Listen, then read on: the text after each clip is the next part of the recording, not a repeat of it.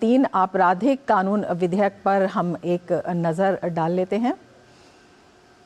तो ये तीन आपराधिक कानून विधेयक भारतीय न्याय संहिता में 20 नए अपराध जोड़े गए हैं।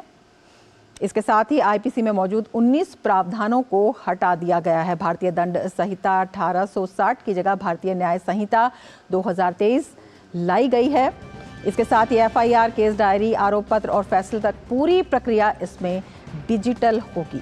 तो बड़े बदलाव किए गए हैं। 33 अपराधों में कारावास की सजा बढ़ा दी गई है। तो ये तीन आपराधिक कानून विधेयक हैं। 83 अपराधों में जुर्माने की सजा बढ़ाई गई है।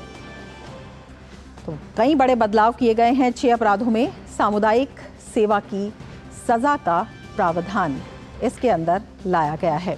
साथ ही दस्तावेज की परिभाषा में इलेक्ट्रॉनिक और डिजिटल रिकॉर्ड्स भी शामिल किए गए हैं। ये भी एक बड़ा बदलाव है। इसके साथ ही 23 अपराधों में अनिवार्य न्यूनतम सजा होगी। 23 अपराधों में अनिवार्य न्यूनतम सजा का प्रावधान किया गया है। साथ ही नए कानून मानवीय दृष्टिकोण को ध्यान में रखते हुए तैयार किए गए हैं।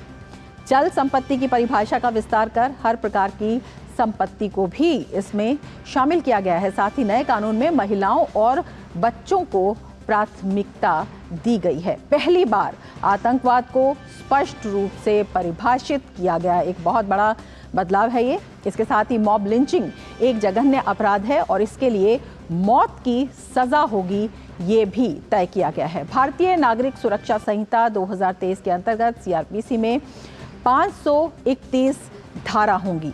21 नए अपराध जोड़े गए हैं।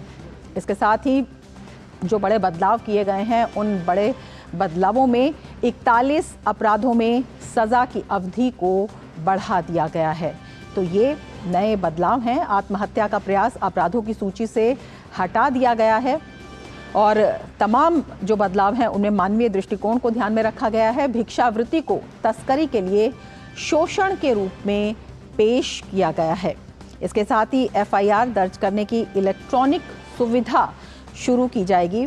ये भी इन बदलावों में शामिल है। एफआईआर दर्ज करने की इलेक्ट्रॉनिक सुविधा नए बदलावों में शामिल है और ये तीन आपराधिक कानूनों की बात कर रहे हैं, विधेयक की बात कर रहे हैं जो